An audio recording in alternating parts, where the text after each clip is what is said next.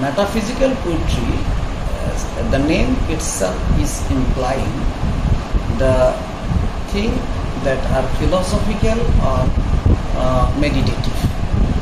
The term metaphysical was first used by Dryden not to praise the subject, praise the poetic methods, but to criticize and condemn the subjects, because they are poetry with intellect. There are emotion and at the same time intellectual logical reasoning combined together. So metaphysical poetry is not so easy. They are not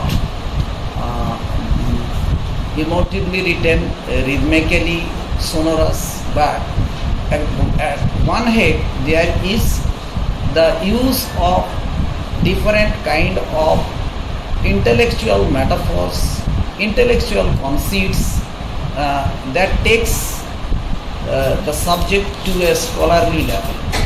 The language one time is colloquial and the other time is very rhythmical. So there is a transition from colloquialism, conversational tone to the lyrical tone. And this lyricism is found specifically when the poet gets emotional. So emotion and intellect are combined. There are logic, and logic is written in a very meditative way.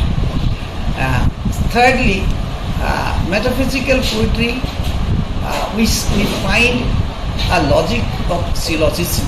Syllogism is actually, one can say, there are three logical subjects.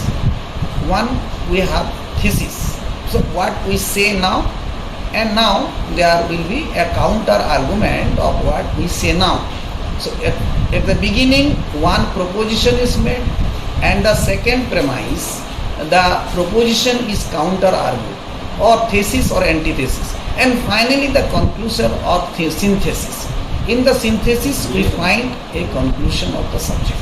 In the conclusion, the poet offers his views, offers his attitudes and approaches towards the subject matter of his discussion. Metaphysical poetry is short in size because it includes mostly 3 stanzas, and when Donne, John Donne is the first front runner of metaphysical poetry in the 17th century, where he wrote basically on 3 subjects, 3 things. His subject matter was firstly love, second